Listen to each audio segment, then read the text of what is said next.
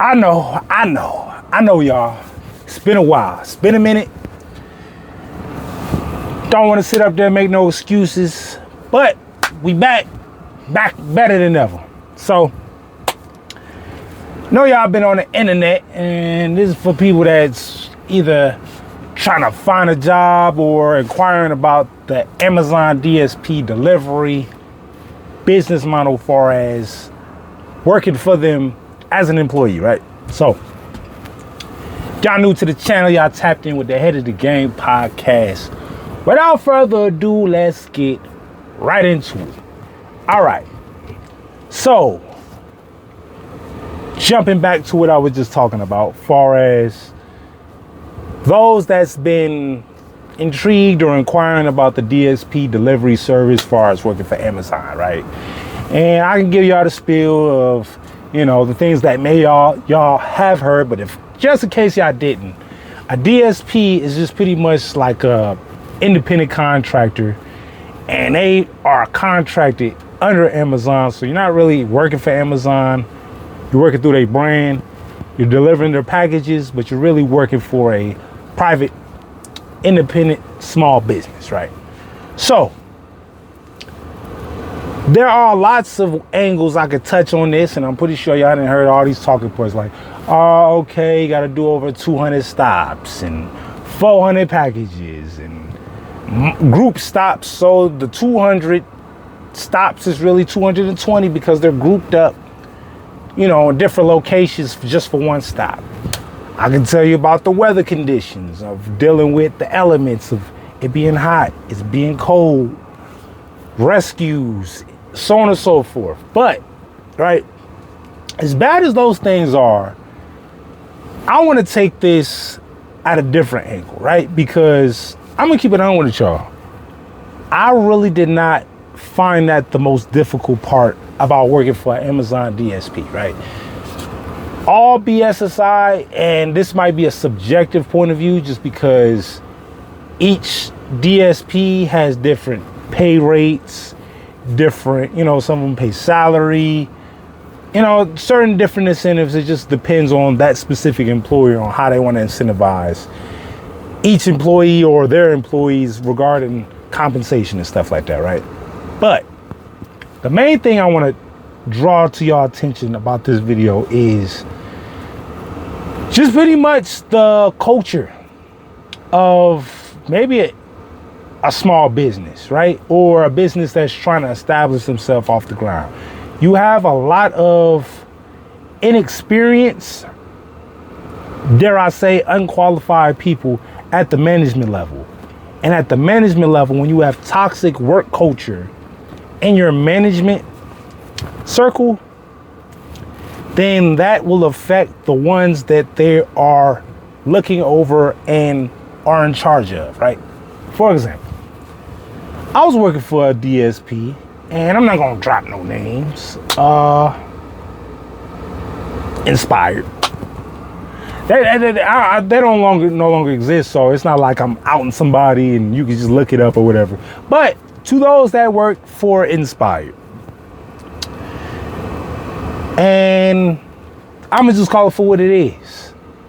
It was a toxic work culture. For example, there was this one girl. She was something thick. Feel me? I ain't gonna get too descriptive because I don't want people connecting the dots, right? But she was something right. You feel me? She was something to look at, and she was a person that a lot of the management probably had a crush on. So therefore, pretty privilege is a thing. Ain't nothing to hate on. But follow me, right? So she was getting the favorable routes. Right? And at some point in time, not sure what it was about, but she just completely quit the job. Quit, cold turkey. Like, hey, whatever the dispute was, I'm good, I'm gone. 9 times out of 10, when you quit a job, you out of there. Ain't no excuses. If you ain't showing a certain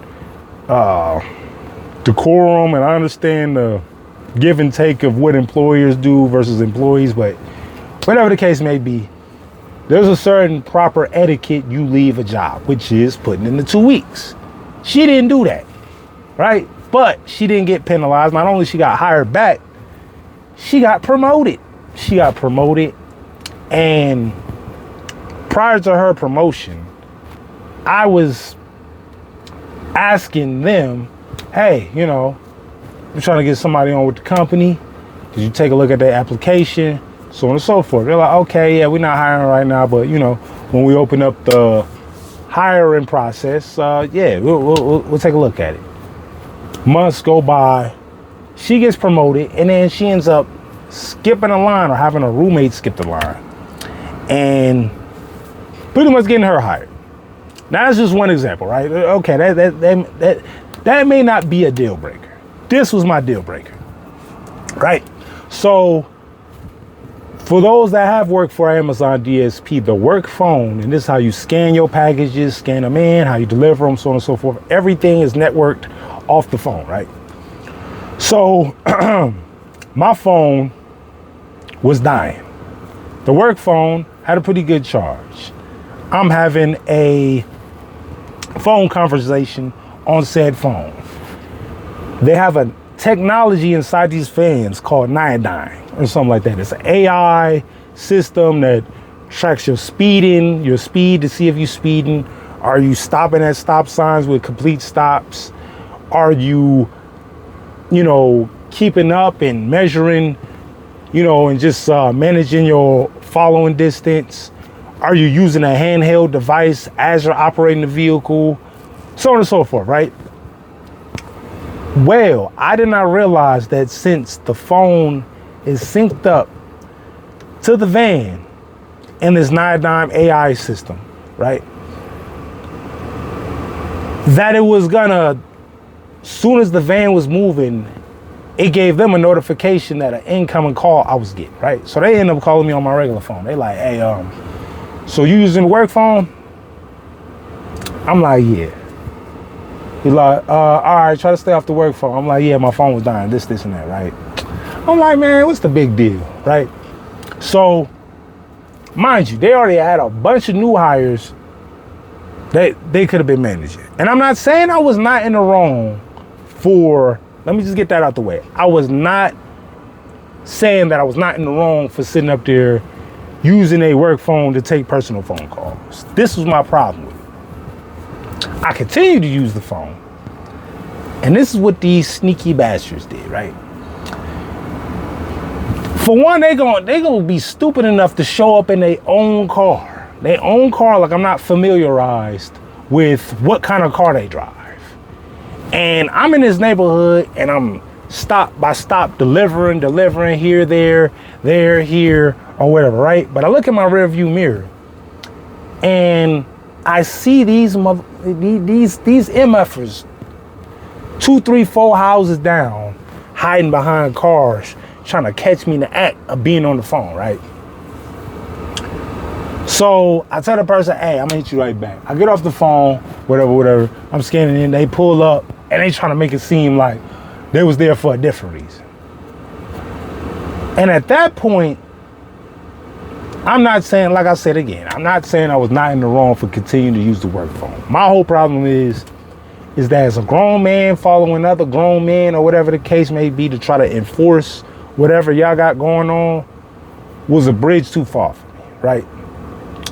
And like I said, on a scale of 1 through 10, that's probably at a 7.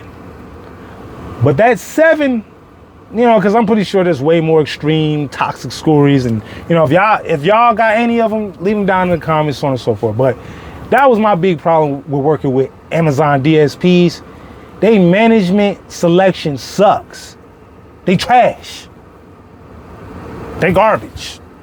They like who they like and they don't like who they don't like. And I feel like regarding the job, it should just, especially a blue collar orientated job, it should be just based on your performance, not how much likability, so on and so forth, this and that. So that's my 2 cents from afar on why I don't rock with the Amazon DSPs. Like I said again, if y'all got any stories, you feel me, drop them below, you know, some examples. But good to be back. more videos on the way. Thanks for watching the video. Like the video. Most importantly, last but not least, subscribe to the channel. More videos on the way. I'm gone.